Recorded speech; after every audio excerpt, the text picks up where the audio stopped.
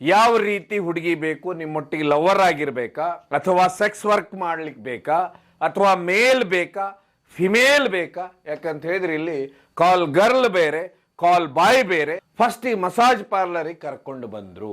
ಹಾಗಾದ್ರೆ ಇಲ್ಲಿ ಬಹುಮುಖ್ಯವಾಗಿ ಬರುವಂತದ್ದು ಮಸಾಜ್ ಪಾರ್ಲರು.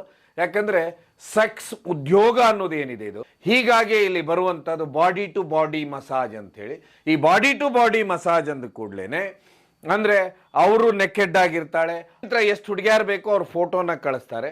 ಫೋಟೋ ಕಳಿಸಿದ ನಂತರ ಇಲ್ಲಿ ಇವ್ರು ಬೇಕು ಅಂತೇಳಿ ಅವರವರ ಯಾವ ರೀತಿ, ಅವರ ಸುಂದರ ಯಾವ ರೀತಿ ಇದ್ದಾರೆ, ಅವ್ರು ನೋಡೋದಕ್ಕೆ ಮೈಕಟ್ ಹೇಗಿದೆ, ಇದನ್ನೆಲ್ಲ ನೋಡ್ಕೊಂಡು ಈ ವ್ಯಕ್ತಿ ಆಯ್ಕೆ ಮಾಡಿ ಆ ಫೋಟೋ ಏನು ಕಳಿಸಿರ್ತಾರೆ ಅದೇ ಫೋಟೋಗೆ ಬೇರೆ ಒಂದು ಆಧಾರ್ ಕಾರ್ಡ್, ನಕಲಿ ಆಧಾರ್ ಕಾರ್ಡ್ ಇರುತ್ತೆ, ಆ ಫೋಟೋ ಪ್ಯಾಚ್ ಮಾಡಿ, ಅಂದ್ರೆ ಅವಳ ಕೊಲೆ ಆದಾಗ ಆರೋಪಿ ಯಾರಂತ ನೋಡಿದಾಗ ನಾಸೀರ್ ಹುಸೇನ್ ಅಂತ ಗೊತ್ತಾಗುತ್ತೆ.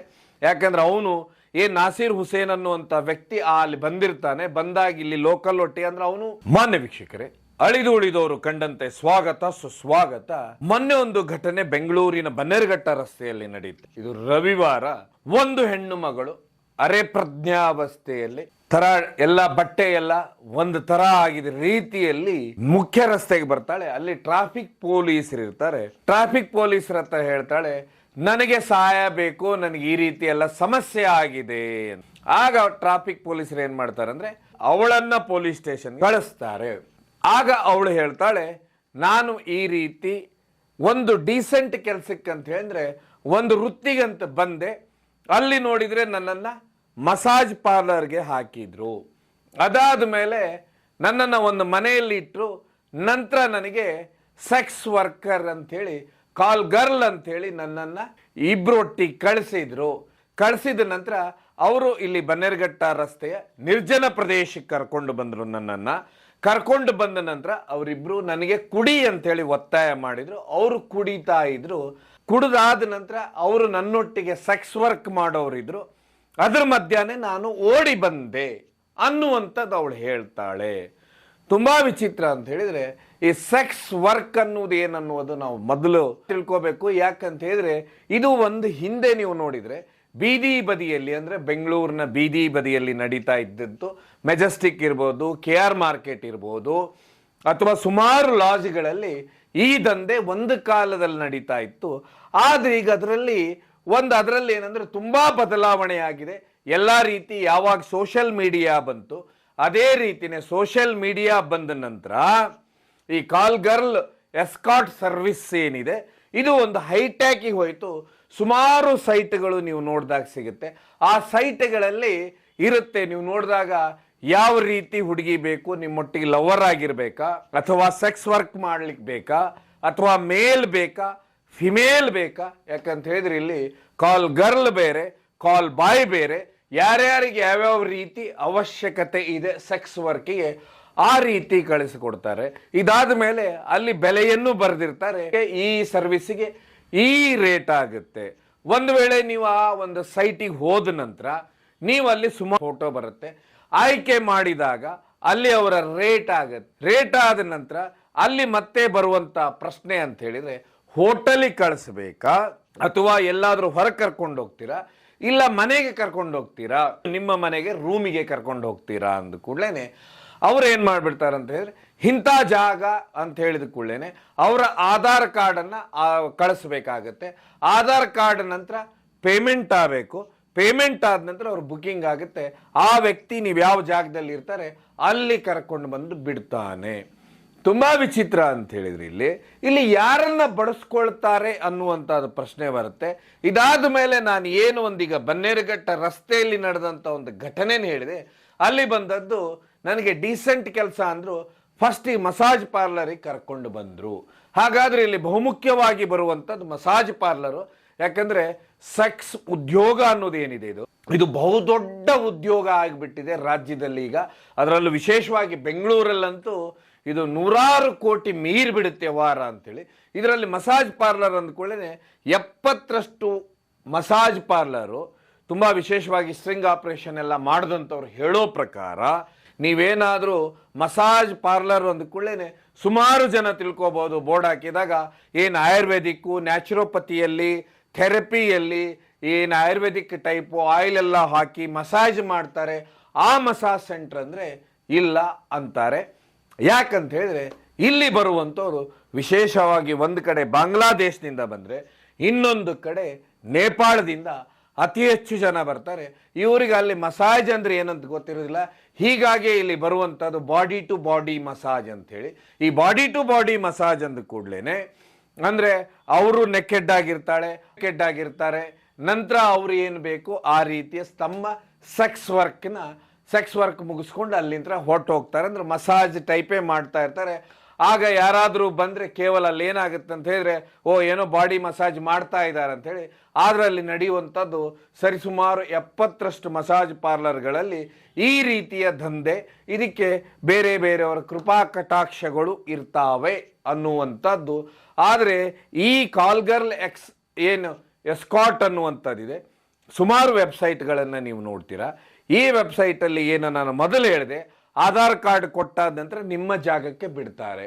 ಆದರೆ ಇಲ್ಲಿ ಬಳಕೆ ಆಗುವಂಥ ಕಾಲ್ ಗರ್ಲ್ ಅಂತ ಹೇಳಿದ್ರೆ ಈ ಹುಡುಗಿಯರು ಅಥವಾ ಹೆಣ್ಣು ಮಕ್ಕಳು ಯಾರು ಅಂತ ನೋಡಿದರೆ ಇದರಲ್ಲಿ ಅತಿ ಹೆಚ್ಚು ಬರುವಂಥದ್ದು ಬಾಂಗ್ಲಾದೇಶದಿಂದ. ಯಾಕಂದರೆ ಬಾಂಗ್ಲಾ ಮತ್ತು ಭಾರತ ಗಡಿ ಏನಿದೆ ಇದು ಸರಿಸುಮಾರು 2000 ಕಿಲೋಮೀಟರ್ ದೊಡ್ಡದಿರುವುದರಿಂದ, ಸುಮಾರು ನದಿಗಳೆಲ್ಲ ಬರೋದ್ರಿಂದ ಬಾಂಗ್ಲಾದೇಶದಲ್ಲಿ ಅತಿ ದೊಡ್ಡ ಮಾಫಿಯಾ ಅಂದರೆ ಸೆಕ್ಸ್ ವರ್ಕರ್ಸ್ನ ಕಳಿಸುವಂಥ ಮಾಫಿಯಾ ಒಂದು ಕಡೆ ಇದೆ, ಭಾರತದಲ್ಲೂ ಅವ್ರನ್ನ ಕರೆಸ್ಕೊಳ್ಳುವಂಥ ಮಾಫಿಯಾ ಅಷ್ಟೇ ದೊಡ್ಡದಿದೆ. ಯಾವ ರೀತಿ ಕರೆಸ್ಕೊಳ್ತಾರಂತ ನೋಡಿದರೆ, ಅಲ್ಲಿ ಏನು ಕೆಲಸ ಬೇಕು ಅಂಥೇಳಿ ಗಂಡ್ಮಕ್ಳಿರ್ಬೋದು ಹೆಣ್ಮಕ್ಳಿರ್ಬೋದು ಓಡಾಡ್ತಿರ್ತಾರೆ. ಈ ರೀತಿ ಕೆಲಸ ಬೇಕಂತೇಳಿ ಅವರನ್ನ ಏನು ಮಾಡ್ತಾರೆ ಅಂತ ಹೇಳಿದ್ರೆ, ಅವರಿಗೆ ಬೇಕಂತೇಳಿ ಅಲ್ಲಿ ಏಜೆಂಟನ್ನು ಭೇಟಿ ಆದರೆ ಆ ಏಜೆಂಟು ಬೆಂಗಳೂರಿನಲ್ಲಿ ಎಷ್ಟು ರಿಕ್ವೈರ್ಮೆಂಟ್ ಇದೆ ಹುಡುಗಿಯಾರ್ದು ಅನ್ನುವಂಥದ್ದು ಯೋಚನೆ ಮಾಡ್ತಾನೆ. ಅವನೇನು ಮಾಡ್ತಾನೆ, ಇಷ್ಟು ಹುಡುಗಿಯಾರು ಬೇಕಂತ ಹೇಳಿದ್ರೆ ನಂತರ ಎಷ್ಟು ಹುಡುಗಿಯಾರು ಬೇಕೋ ಅವ್ರ ಫೋಟೋನ ಕಳಿಸ್ತಾರೆ. ಫೋಟೋ ಕಳಿಸಿದ ನಂತರ ಇಲ್ಲಿ ಇವ್ರು ಬೇಕು ಅಂತೇಳಿ ಅವರವರ ಯಾವ ರೀತಿ ಅವರ ಸುಂದರ ಯಾವ ರೀತಿ ಇದ್ದಾರೆ, ಅವ್ರು ನೋಡೋದಕ್ಕೆ ಮೈಕಟ್ಟು ಹೇಗಿದೆ, ಇದನ್ನೆಲ್ಲ ನೋಡ್ಕೊಂಡು ಈ ವ್ಯಕ್ತಿ ಆಯ್ಕೆ ಮಾಡಿ ಆ ಫೋಟೋ ಏನು ಕಳಿಸಿರ್ತಾರೆ ಅದೇ ಫೋಟೋಗೆ ಬೇರೆ ಒಂದು ಆಧಾರ್ ಕಾರ್ಡ್, ನಕಲಿ ಆಧಾರ್ ಕಾರ್ಡ್ ಇರುತ್ತೆ, ಆ ಫೋಟೋ ಪ್ಯಾಚ್ ಮಾಡಿ ಇನ್ನೊಂದು ನಕಲಿ ಆಧಾರ್ ಕಾರ್ಡ್ ಮಾಡಿ ಅಲ್ಲಿ ಬಾಂಗ್ಲಾದೇಶಕ್ಕೆ ಕಳಿಸ್ತಾನೆ. ಬಾಂಗ್ಲಾದೇಶದಿಂದ ಅವ್ರು ಏನು ಮಾಡ್ತಾರೆ ಅಂದರೆ ಒಂದು ನದಿಯ ಮಾರ್ಗದ ಮುಖಾಂತರ, ಇಲ್ಲ ಅಂತ ಹೇಳಿದ್ರೆ ಏನು ಬೇಲಿ ಹಾಕಿರ್ತಾರೆ, ತಂತಿ ಬೇಲಿ, ಗಡಿ ಬೇಲಿ, ಅದನ್ನ ಮೇಲೆ ಎತ್ತಿ ಅದರೊಳಗಿಂದ ಪಾಸ್ ಮಾಡಿ ಅವ್ರು ಭಾರತದೊಳಗೆ ಬರ್ತಾರೆ. ನಂತರ ಅಲ್ಲಿ ಯಾರಾದರೂ ಕೇಳಿದರೆ ಆ ನಕಲಿ ಆಧಾರ್ ಕಾರ್ಡನ್ನು ತೋರಿಸ್ತಾರೆ. ನಂತರ ಬೆಂಗಳೂರಿಗೆ ಬರ್ತಾರೆ. ಬೆಂಗಳೂರಿಗೆ ಬಂದಾಗ ಇದರಲ್ಲಿ 150 ಜನರಿಗೆ ಅವರು ಏನು ಹೇಳಿರ್ತಾರೆ ಅಂದರೆ ಈ ಮಾಫಿಯಾ, ಅಲ್ಲಿ ನಿಮಗೆ ಬೇರೆ ಬೇರೆ ಕೆಲಸ ಎಲ್ಲ ಸಿಗುತ್ತೆ, ಮನೆ ಕೆಲಸ, ಈ ರೀತಿಯ ಕೆಲಸಗಳಿರ್ತಾವಂತೇಳಿ. ಅದಾದಮೇಲೆ ಅವರು ನೇರವಾಗಿ ಇಲ್ಲಿ ಬರುವಂಥದ್ದು ಸೀದಾ ಬಂದಂಥವ್ರನ್ನ ಮಸಾಜ್ ಪಾರ್ಲರಲ್ಲಿ ಕೆಲಸಕ್ಕೆ ಸೇರಿಸ್ತಾರೆ. ಇದರಲ್ಲಿ ಸುಮಾರು ಜನ ಅಲ್ಲೇ ಕೆಲಸ ಒಗ್ತಾರೆ, ಇನ್ನು ಕೆಲವು ಜನ ಅಷ್ಟೊಂದು ವಿರೋಧ ವ್ಯಕ್ತಪಡಿಸ್ತಾರೆ. ಅದರಲ್ಲೇ ಬರುವಂಥದ್ದು ಮೊನ್ನೆ ನಡೆದಂಥ ಘಟನೆ. ಇವಳು ಬಾಂಗ್ಲಾದೇಶದಿಂದ ಅಕ್ರಮವಾಗಿ ಬರ್ತಾಳೆ. ಅಕ್ರಮವಾಗಿ ಬಂದ ನಂತರ ಇವಳನ್ನು HSR ಲೇಔಟಲ್ಲಿ ಒಂದು ಜಾಗದಲ್ಲಿ, ಅಂದರೆ ಅಲ್ಲಿಂದ ಏನು ಮಾಡ್ತಾರೆ ಅಂದರೆ ಇವಳನ್ನು ಈ ಲೈಂಗಿಕ ಕೆಲಸಕ್ಕೆ ಅವಳನ್ನು ತಳ್ಳುತ್ತಾರೆ. ತಳ್ಳಿದ ನಂತರ ಏನು ಅವಳನ್ನು ಈ ರೀತಿ ಆನ್ಲೈನ್ ಬುಕ್ಕಿಂಗ್ ಆಗುತ್ತೆ. ಆ ಬುಕ್ಕಿಂಗ್ ಆದ ನಂತರ ಏನು ಇಬ್ಬರು ಬುಕ್ ಮಾಡ್ಕೊಂಡಿರ್ತಾಳೆ ಇವಳು ಬುಕ್ ಮಾಡ್ಕೊಂಡಿರ್ತಾರೆ. ಅವಳನ್ನು ಏನು ಮಾಡ್ತಾರೆ ಅಂದರೆ ಬಂದು ಅವರೊಟ್ಟಿಗೆ ಗಾಡಿಯಲ್ಲಿ ಬಿಡ್ತಾರೆ. ಅದಾದ ಮೇಲೆ ಅವ್ರು ಬನ್ನೇರುಘಟ್ಟ ರಸ್ತೆ ನಿರ್ಜನ ಪ್ರದೇಶಕ್ಕೆ ಹೋಗ್ತಾರೆ. ಪ್ರದೇಶಕ್ಕೆ ಹೋದ ನಂತರ ಅವಳನ್ನು ಕುಡಿ ಅಂತ ಒತ್ತಾಯ ಮಾಡ್ತಾರೆ. ಆದರೆ ಅವಳು ಕುಡ್ದಿನ ಮುಂದೆ ಎಂಜಾಯ್ ಮಾಡೋರು ಇರ್ತಾರೆ, ಕುಡಿಲಿಕ್ಕೆ ಒಪ್ಕೊಳ್ಳೋದಿಲ್ಲ. ಅದಾದ ಮೇಲೆ ಅವಳು ಏನು ಮಾಡಿಬಿಡ್ತಾಳೆ, ಅವ್ರದ್ದು ಅಲ್ಲಿಯ ಪರಿಸ್ಥಿತಿ, ಅಲ್ಲಿಯ ಸಿಚುವೇಶನು, ಅವರು ಕುಡಿಯುವುದು, ಅವರೆಲ್ಲ ಅವ್ರು ಇರೋ ರೀತಿ ನೋಡಿ ಅವಳು ಅಲ್ಲಿಂದ ತಪ್ಪಿಸ್ಕೊಂಡು ಓಡಿ ಮುಖ್ಯ ರಸ್ತೆಗೆ ಬರ್ತಾಳೆ. ಬಂದಾದ್ಮೇಲೆ ಅವಾಗ ಪೊಲೀಸರನ್ನ ಮೀಟ್ ಆಗ್ತಾಳೆ. ನಂತರ ಗೊತ್ತಾಗೋದು ಆ ಬಾಂಗ್ಲಾದೇಶದಿಂದ ಬಂದವಳು ಅಂತ ಅವಳು ಹೇಳ್ತಾಳೆ. ಹೇಳಿದ ನಂತರ ಅವಳನ್ನು ತಗೊಂಡೋಗಿ ನಿರಾಶ್ರಿತ ಕೇಂದ್ರ ಏನಿದೆ ಅಲ್ಲಿಗೆ ಸೇರಿಸ್ತಾರೆ. ಆದರೆ ಇಲ್ಲಿ ನಾವೊಂದು ಯೋಚನೆ ಮಾಡಬೇಕು, ಈ ರೀತಿಯ ಘಟನೆಗಳು ಇದೇ ಮೊದಲು ನಡೀತಾ ಅಂತ ಹೇಳಿದ್ರೆ ಇಲ್ಲ. ಯಾಕಂತ ಹೇಳಿದ್ರೆ ಸುಮಾರು ವರ್ಷಗಳ ಹಿಂದೆ ಏನು ಮೈಸೂರು ಶ್ರೀರಂಗಪಟ್ಟಣ ಇದೆ, ಇಲ್ಲಿ 7 ಜನ ಹುಡುಗಿಯರು ಸಿಗ್ತಾರೆ, ಸೆಕ್ಸ್ ವರ್ಕರ್ ಸಿಗ್ತಾರೆ. ಈ 7 ಜನ ಏನು ಮಾಡ್ತಾರೆ ಅಂದರೆ ಪೊಲೀಸರ ಸೆಕ್ಸ್ ವರ್ಕ್ನಲ್ಲಿ ಅಂದರೆ ಗುಂಪಾಗಿ ಸೆಕ್ಸ್ ವರ್ಕ್ ಮಾಡೋದ್ರಿಂದ ಇವ್ರನ್ನ ಅರೆಸ್ಟ್ ಮಾಡ್ತಾರೆ. ಅರೆಸ್ಟ್ ಮಾಡಿ ಇವರನ್ನು ಒಂದು ಕೇಂದ್ರದಲ್ಲಿ ಇಡ್ತಾರೆ. ಅಲ್ಲಿ ರಾತ್ರಿ ಸಮಯದಲ್ಲಿ ಅಲ್ಲಿ ಡೋರ್ನ ಮುರಿದು ಅಲ್ಲಿಂದ ತಪ್ಪಿಸ್ಕೊಳ್ತಾರೆ. ಅವರು ಅಕ್ರಮವಾಗಿ ಭಾರತಕ್ಕೆ ಬಂದಂಥ ಬಾಂಗ್ಲಾದೇಶದವರಾಗಿರ್ತಾರೆ. ಇದಾದ ಮೇಲೆ ಮೈಸೂರಿನಲ್ಲಿ 3 ಜನ ಇದೇ ವೃತ್ತಿ ಅವರನ್ನು ಈ ರೀತಿ ಬಂಧಿಸಿ ಅಂದರೆ ನಿರಾಶ್ರಿತ ಕೇಂದ್ರಕ್ಕೆ ಕಳಿಸ್ತಾರೆ. ಅವರು ಅಲ್ಲಿಂದ ತಪ್ಪಿಸ್ಕೊಳ್ತಾರೆ. ಸೊ ಇದಾದ ಮೇಲೆ ಈ ರೀತಿಯ ಘಟನೆ ನೋಡ್ತಾ ಹೋದಾಗ ಯಾವ ರೀತಿ ಬಾಂಗ್ಲಾದೇಶದಿಂದ ವಿಶೇಷವಾಗಿ ಲೇಡೀಸ್ ಬರ್ತಾ ಇದ್ದಾರೆ, ಅವರನ್ನ ಯಾವೆಲ್ಲ ರೀತಿ ದುರ್ಬಳಕೆ ಆಗುತ್ತೆ ಅಂತ ನಾವು ನೋಡ್ತಾ ಹೋದ್ರೆ ನಿಮಗೆ ರಾಮಮೂರ್ತಿ ನಗರದ ಹತ್ರ ಒಂದು ಕೆರೆಯ ಭಾಗದಲ್ಲಿ ಒಂದು ಕೊಲೆ ಆದಂಥ ಹೆಣ್ಮಗಳು ಸಿಗ್ತಾಳೆ. ಅವಳನ್ನು ಆ ನಂತರ ಅದೆಲ್ಲ ತನಿಖೆ ಆದ ನಂತರ ಗೊತ್ತಾಗೋದು ಅವಳ ಮೇಲೆ ಅತ್ಯಾಚಾರವಾಗಿರುತ್ತೆ. ಆ ನಂತರ ಅವಳ ಮೂಲನ ಹುಡುಕಿದಾಗ ಗೊತ್ತಾಗೋದು ಅವಳು ಭಾರತೀಯಳಲ್ಲ, ಬಾಂಗ್ಲಾದೇಶದವರು. ಯಾಕಂತ ಹೇಳಿದ್ರೆ ಈ ಬಾಂಗ್ಲಾದೇಶದಿಂದ ಇಷ್ಟು ಜನ ಬರ್ತಾರಂದ್ರೆ ಅವರೆಲ್ಲ ಹೇಳೋದು ನಾವು ಕೋಲ್ಕತ್ತಾದವರು, ವೆಸ್ಟ್ ಬೆಂಗಾಲ್ ಅವರು ಅಂತೇಳಿ. ಅದನ್ನ ಅವ್ರನ್ನ ಕರ್ಕೊಂಡು ಬಂದಿರ್ತಾರೆ ಮಾಫಿಯಾ, ಆ ಏಜೆಂಟ್ರೇ ಅವ್ರು ಹೇಳಿಕೊಟ್ಟಿರ್ತಾರೆ, ನಿಮ್ಗೆ ಯಾರಾದರೂ ಇಲ್ಲಿ ಕೇಳಿದ್ರು ಅಂತ ಹೇಳಿದ್ರೆ ನೀವು ಕೋಲ್ಕತ್ತಾದಿಂದ ಬಂದಿರುವುದು ಅಂತೇಳಿ. ಆಮೇಲೆ ಈ ರೀತಿ ಬಾಂಗ್ಲಾದೇಶದ ಹೆಣ್ಮಕ್ಳೇ ಯಾಕೆ ಈ ಕೆಲಸಕ್ಕೆ ಬಳಸ್ಕೊಳ್ತಾರಂತ ಹೇಳಿದ್ರೆ, ಅವ್ರು ಬರುವತ್ತಿಗೆ ಅಕ್ರಮವಾಗಿ ಬಂದಿರ್ತಾರೆ. ಬಂದಾದ ಮೇಲೆ ಇಲ್ಲಿ ಏನು ಮಾಫಿಯಾ ಇರುತ್ತೆ, ಅವ್ರನ್ನ ಬೇಕಾದ ಹಾಗೆ ಅವರನ್ನ ಬ್ಲ್ಯಾಕ್ ಮೇಲ್ ಮಾಡ್ಬೋದು, ತಮ್ಮ ಈ ರೀತಿ ಸೆಕ್ಸ್ ವರ್ಕ್ಗೆ ಬಳಸ್ಕೋಬಹುದು ಅನ್ನುವಂಥದ್ದು ಒಂದಿರುತ್ತೆ. ಅದರಲ್ಲಿ ಸುಮಾರು ಜನರಿಗೆ ಗೊತ್ತಿರುತ್ತೆ ನಾವು ಈ ಕೆಲಸನ ಮಾಡಿಕೊಂಡು ದುಡ್ಡು ಹಣ ಸಂಪಾದನೆ ಮಾಡ್ಕೊಂಡು ಇಲ್ಲಿಂದ ಹೋಗಿಬಿಡುವ ಅಂತೇಳಿ. ಇನ್ನು ಸ್ವಲ್ಪ ಜನ ಅಷ್ಟೊಂದು ಅದ್ರ ಬಗ್ಗೆ ಅಂದರೆ ಅದನ್ನು ವಿರೋಧ ವ್ಯಕ್ತಪಡಿಸೋರು ಇರ್ತಾರೆ. ಅವರನ್ನು ಮಾತ್ರ ಇವರು ಈ ರೀತಿ ನೀವು ಅಕ್ರಮವಾಗಿ ನುಸುಳು ಬಂದಿದ್ದೀರಾ, ನೀನೇನಾದರೂ ಈ ಸುದ್ದಿಯನ್ನು ಹೇಳಿದರೆ ನಾವು ಹೇಳ್ತೇವೆ ಅಂತ ಹೇಳ್ತಾರೆ. ಇದೇ ರೀತಿ ಸುಮಾರು ಈ ಸೆಕ್ಸ್ ವರ್ಕಲ್ಲಿ ಬೆಂಗಳೂರಲ್ಲಿ ಅತಿ ಹೆಚ್ಚು ಜನ ಸೆಕ್ಸ್ ವರ್ಕ್ ಏನು ಎಸ್ಕಾಟ್ ಸರ್ವಿಸ್ ಇದೆ, ಸೆಕ್ಸ್ ವರ್ಕ್ ಸರ್ವಿಸ್ ಇದೆ. ಅಂದರೆ ನೀವೇನು ವೆಬ್ಸೈಟ್ಗಳಲ್ಲೆಲ್ಲ ನೋಡ್ತೀರಾ, ಆನ್ಲೈನ್ ಬುಕ್ಕಿಂಗ್ ಎಲ್ಲ ನಡೆಯುತ್ತೆ. ಇದರಲ್ಲಿ ಅತಿ ಹೆಚ್ಚು ಜನ ಬಾಂಗ್ಲಾದೇಶದವರೇ ಇರ್ತಾರೆ. ಇದಾದ ಮೇಲೆ ಇನ್ನೊಂದು ಘಟನೆ ನಡೆಯುತ್ತೆ. ಬೆಂಗಳೂರಿನ ಸುಭಾಷ ನಗರದಲ್ಲಿ ಒಂದು ಪ್ರೆಗ್ನೆಂಟ್ ಲೇಡಿ, ಅಂದ್ರೆ ಅವಳ ಕೊಲೆ ಆದಾಗ ಆರೋಪಿ ಯಾರಂತ ನೋಡಿದಾಗ ನಾಸೀರ್ ಹುಸೇನ್ ಅಂತ ಗೊತ್ತಾಗುತ್ತೆ. ಯಾಕಂದ್ರೆ ಅವನು ನಾಸೀರ್ ಹುಸೇನ್ ಅನ್ನುವಂಥ ವ್ಯಕ್ತಿ ಅಲ್ಲಿ ಬಂದಿರ್ತಾನೆ. ಬಂದಾಗ ಇಲ್ಲಿ ಲೋಕಲ್ ಒಟ್ಟಿ ಅಂದ್ರೆ ಅವನು ಬಾಂಗ್ಲಾದೇಶದವನೇ ಆಗಿರ್ತಾನೆ, ಅಕ್ರಮವಾಗಿ ಬಂದಿರ್ತಾನೆ.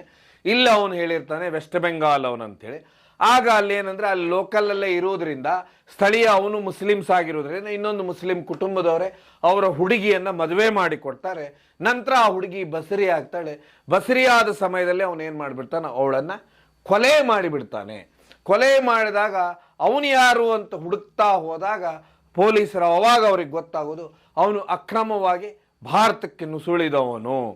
ಅವನು 10 ವರ್ಷದಿಂದ ನುಸುಳಿರ್ತಾನೆ ಭಾರತಕ್ಕೆ. ನಂತರ ಇಲ್ಲೇನಂತ ಹೇಳಿದ್ರೆ ಬೇರೆ ಬೇರೆ ರಾಜ್ಯದಲ್ಲಿ ಕೆಲಸ ಮಾಡಿ ನಂತರ ಕೊನೆಗೆ ಬೆಂಗಳೂರಿಗೆ ಬರ್ತಾನೆ. ಬೆಂಗಳೂರಿಗೆ ಬಂದ ನಂತರ ಇಲ್ಲೇ ಅಂತ ಹೇಳಿದ್ರೆ ತಾನು ಮದುವೆ ಆಗ್ತಾರೆ, ತನ್ನ ಧರ್ಮ ಹೇಳ್ಕೊಂಡು ಮದುವೆ ಆಗ್ತಾನೆ. ಮದುವೆ ಆದ ನಂತರ ಆ ಹುಡುಗಿಯನ್ನೇ ಕೊಲೆ ಮಾಡಿ ತಾನು ಇಲ್ಲಿಂದ ಪರಾರಿ ಆಗ್ತಾನೆ. ಅಂತ ಹೇಳಿದ್ರೆ ಈ ಅಕ್ರಮ ವಲಸೆ ಅನ್ನೋದು ಏನಿದೆ ಇದು ಇತ್ತೀಚೆಗೆ ಭಾರತಕ್ಕೆ ಇಷ್ಟು ದೊಡ್ಡ ಮಟ್ಟದಲ್ಲಾಗಿದೆ ಅಂದರೆ ಇದರಲ್ಲಿ ವಿಶೇಷವಾಗಿ ಏನು ಹಿಂದೆ ಸೆಕ್ಸ್ ವರ್ಕರ್ಸ್ ಅಂತ ಹೇಳಿ ಯಾರು ಈ ಲೈಂಗಿಕ ವೃತ್ತಿಯನ್ನು ಮಾಡ್ತಿದ್ರು, ಈ ವೃತ್ತಿಯಲ್ಲಿ ಈಗ ದೊಡ್ಡ ಮಟ್ಟದಲ್ಲಿ ಅಕ್ರಮ ವಲಸಿಗರ ಪಾಲೇ ದೊಡ್ಡ ಮಟ್ಟದಾಗಿದೆ. ಯಾಕಂತ ಹೇಳಿದ್ರೆ ಇವತ್ತಿನ ಏನು ಸೆಕ್ಸ್ ಸರ್ವಿಸ್ಗಳಿದಾವೆ ಅದು ವಿಶೇಷವಾಗಿ ಕಾಲ್ ಗರ್ಲ್ ಸರ್ವಿಸ್ ಬೇಕೋ ಅಥವಾ ಕಾಲ್ ಬಾಯ್ ಸರ್ವಿಸ್ ಬೇಕೋ, ಇದರಲ್ಲಿ ದೊಡ್ಡ ಮಟ್ಟದ ಪಾಲು ಇವ್ರದ್ದಿದೆ. ಯಾಕಂತ ಹೇಳಿದ್ರೆ ಇವರು ಯಾವುದೇ ಐಡೆಂಟಿಫೈ ಆಗುವುದಿಲ್ಲ. ಇವರು ಯಾವತ್ತಿಲ್ಲಿ ಕೆಲಸ ಮಾಡ್ತಾರೆ, ಮರಳಿ ಯಾವತ್ತು ತಮ್ಮ ದೇಶಕ್ಕೆ ಹೋಗ್ತಾರೆ ಅನ್ನೋದೇ ಗೊತ್ತಾಗುವುದಿಲ್ಲ. ಅಥವಾ ಇಲ್ಲಿ ಇದ್ದಂಥ ಯಾರು ನೇಮಿಸ್ಕೊಳ್ತಾರೆ ಆ ಕೆಲಸಕ್ಕೆ, ಸೆಕ್ಸ್ ವರ್ಕಿಗೆ, ಈ ದಂಧೆಗೆ ಯಾರು ನೇಮಿಸ್ಕೊಳ್ತಾರೆ ಅವರಿಗೆ ಇವರು ಪ್ರಶ್ನೆ ಮಾಡೋದಿಲ್ಲ ಅನ್ನೋದು ಗೊತ್ತಿರುತ್ತೆ. ಹೀಗಾಗಿ ಅತಿ ಕಡಿಮೆ ಬೆಲೆಗೆ ಸಿಗುವಂಥ ಈ ಸೆಕ್ಸ್ ವರ್ಕರ್ಗಳನ್ನು ಅತಿ ಹೆಚ್ಚು ಬಳಸ್ತಾರೆ.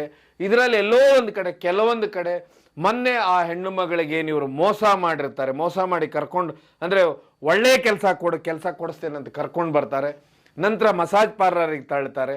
ಅಲ್ಲಿಂದ ಈ ಲೈಂಗಿಕ ವೃತ್ತಿಗೆ ಅವಳನ್ನು ತಳ್ಳಬೇಕಾದ್ರೆ ಅವಳು ತಪ್ಪಿಸ್ಕೊಂಡು ಹೋಗ್ತಾಳೆ. ಸೊ ಈ ರೀತಿ ಘಟನೆ ಇದು ಒಂದು ಮುಂದೆ ಬಂದಿದ್ರು ಈ ಘಟನೆ ದೊಡ್ಡ ಮಟ್ಟದಲ್ಲಿ ಇದು ಪ್ರತಿ ದಿವಸ ನಡೀತಾ ಇರುತ್ತೆ. ಯಾಕಂತ ಹೇಳಿದ್ರೆ ಇಲ್ಲಿ ಸಂಪಾದಿಸುವಂಥವ್ರು ಇವ್ರನ್ನ ಕರೆಸಿದಂಥ ಮಾಫಿಯಾ ಏನಿದೆ, ಮಧ್ಯವರ್ತಿಗಳೇನಿದ್ದಾರೆ ಅವರು ದೊಡ್ಡ ಮಟ್ಟದ ದುಡ್ಡು ಸಂಪಾದನೆ ಮಾಡ್ತಾರೆ. ಯಾಕಂತ ಹೇಳಿದ್ರೆ ಇದಕ್ಕಿಷ್ಟು ರೇಟು ಅದಕ್ಕಿಷ್ಟು ರೇಟು ಅನ್ನುವಂಥದ್ದನ್ನು ಇಟ್ಟು ಬಿಟ್ಟಿರ್ತಾರೆ. ಅಂದರೆ ಆಯಾ ಸರ್ವಿಸ್ ಸೆಕ್ಸ್ ಅಲ್ಲಿ ಯಾವೆಲ್ಲ ಸರ್ವಿಸ್ ಬೇಕು ಖುಷಿ ಪಡಿಸಬಹುದು, ಅಲ್ಲಿರುವಂಥ ಗ್ರಾಹಕನ್ನ ಆ ಸರ್ವಿಸಿಗೆ ಇಷ್ಟಿಷ್ಟು ರೇಟ್ ಅಂತ ಮಾಡಿರ್ತಾರೆ. ಆ ರೀತಿ ಇವತ್ತು ಇದು ಬಿಸ್ನೆಸ್ ದೊಡ್ಡ ಮಟ್ಟದಲ್ಲಾಗಿದೆ. ಆದರೆ ವಿಶೇಷವಾಗಿ ಇಲ್ಲಿ ಒಂದು ನಾವು ಗಮನಿಸಬೇಕು, ಈ ಅಕ್ರಮ ವಲಸೆ ಅನ್ನೋದು ಏನಿದೆ ಇದು ಸುಮಾರು ಲಕ್ಷ ಆಗಿಬಿಟ್ಟಿದೆ ರಾಜ್ಯದಲ್ಲಿ. ನಿಮಗೆಲ್ಲ ಗೊತ್ತಿರುತ್ತೆ. ವಿಶೇಷವಾಗಿ ಬೆಂಗಳೂರು ತಗೊಳ್ಬೋದು, ನೀವು ಮಂಗಳೂರು ತಗೊಳ್ಬೋದು, ಕೊಡಗು ತಗೋಬೋದು, ಚಿಕ್ಕಮಂಗ್ಳೂರು ತಗೋಬೋದು, ಹಾಸನ ತಗೋಬೋದು, ಶಿವಮೊಗ್ಗ ತಗೋಬೋದು. ಇಲ್ಲಿ ಅತಿ ಹೆಚ್ಚು ಕೆಲಸಗಾರರೇ ಇವತ್ತು ಅಕ್ರಮ ವಲಸಿಗರಾಗಿದ್ದಾರೆ. ಆದರೆ ಇತ್ತೀಚೆಗೆ ಕೇಂದ್ರ ಸರ್ಕಾರ ಮೊನ್ನೆ ಅದಕ್ಕೋಸ್ಕರ ಒಂದು ಕಾನೂನನ್ನು ಪಾಸ್ ಮಾಡಿದೆ. ಆ ಕಾನೂನು ಏನಂತ ಹೇಳಿದ್ರೆ, ಯಾರು ವೀಸಾ ಇರಲಾರ್ದೆ ಬರ್ತಾರೆ, ಯಾಕಂತ ಹೇಳಿದ್ರೆ ಫಾರಿನರ್ ಹೊರದೇಶದಿಂದ ಬರೋಂಥವನು ವೀಸಾ ಇರಬೇಕು, ಪಾಸ್ಪೋರ್ಟ್ ಅಲ್ಲ, ಪಾಸ್ಪೋರ್ಟ್ ಈ ದೇಶದವನಿಗೆ ಇರಬೇಕು, ಅವ್ನು ಹೊರಗೆ ಹೋಗ್ಬೇಕಾದ್ರೆ ವೀಸಾ ಇರಬೇಕು. ವೀಸಾ ಇರಲಾರ್ದೆ ಯಾರಾದರೂ ಬಂದರು ಅಂತ ಹೇಳಿದ್ರೆ, ವೀಸಾ ಇರಲಾರ್ದೆ ಅಕ್ರಮವಾಗಿ ಬಂದ್ರಂದ್ರೆ 7 ವರ್ಷದ ಶಿಕ್ಷೆ ಇದೆ, 10 ಲಕ್ಷದವರೆಗೆ ದಂಡ ಇದೆ. ಇದು ಕಳೆದ ತಿಂಗಳೇ ಕೇಂದ್ರ ಸರ್ಕಾರ ಈ ಒಂದು ಹೊಸ ಕಾನೂನನ್ನು ಜಾರಿಗೆ ತರುತ್ತೆ. ಯಾಕಂತ ಹೇಳಿದ್ರೆ ಇವತ್ತು ರಾಜ್ಯ ಅಥವಾ ನಮ್ಮ ದೇಶ ಇರ್ಬೋದು, ಇದು ಅಕ್ರಮ ವಲಸಿಗರಿಂದ ತತ್ತರಿಸಿ ಹೋಗಿದೆ ಅನ್ನೋದ್ರೆ ಕೋಟಿಗಟ್ಟಲೆ ಮೀರಿ ಬಿಟ್ಟಿದೆ ಅನ್ನುವಂಥದ್ದು ಅಂತ ಹೇಳಿದ್ರೆ. ಮೊದಲೇ ಇಲ್ಲಿ ಪಾಪ್ಯುಲೇಷನ್ ಅನ್ನೋದು ಇಷ್ಟು ಮಟ್ಟದಲ್ಲಿದೆ, ಅದರಲ್ಲಿ ವಿಶೇಷವಾಗಿ ಬಾಂಗ್ಲಾದೇಶದ ದೊಡ್ಡ ಮಟ್ಟದ ಅಕ್ರಮ ವಲಸೆ ನಮ್ಮ ದೇಶದಲ್ಲಿ ಇವತ್ತು ನಮ್ಮ ರಾಜ್ಯದಲ್ಲೂ ದೊಡ್ಡ ಮಟ್ಟದಲ್ಲಾಗಿದೆ. ಇನ್ನು ಮುಂದಿನ ತನಿಖೆಯಿಂದ ಗೊತ್ತಾಗಬೇಕು ಯಾವ ರೀತಿ ಈ ದೇಶಕ್ಕೆ ಈ ಹೆಣ್ಣು ಮಗಳು ಬಂದ್ಲು ಅಂತೇಳಿ. ಕಾದು ನೋಡಬೇಕು ಪೊಲೀಸರ ತನಿಖೆಯಿಂದ ಇನ್ನೆಲ್ಲ ಏನೇನು ವಿವರಗಳು ಬರ್ತಾವೆ ಅನ್ನೋದು ಕಾದು ನೋಡಬೇಕು. ಕಿರಿದಾದ ಮಾಹಿತಿ ಆಯಿತು, ಯಾಕಂದ್ರೆ ಇದು ಇನ್ನೂ ದೊಡ್ಡ ಮಟ್ಟದಲ್ಲಿ ಇಲ್ಲಿ ಸೆಕ್ಸ್ ವರ್ಕ್ ಇನ್ನು ದೊಡ್ಡ ಮಾಫಿಯಾ ಇದೆ. ಅದು ಮುಂದಿನ ಸಂಚಿಕೆಯಲ್ಲಿ ಮಾತಾಡುವ ಅಂತ ಹೇಳ್ತಾ ಈ ಕಾರ್ಯಕ್ರಮವನ್ನು ಮುಗಿಸ್ತೇನೆ. ಕಾರ್ಯಕ್ರಮ ನೋಡಿದ್ದಕ್ಕೆ ಧನ್ಯವಾದ. ಇದು ಕೇವಲ ಜನಜಾಗೃತಿಗೋಸ್ಕರ.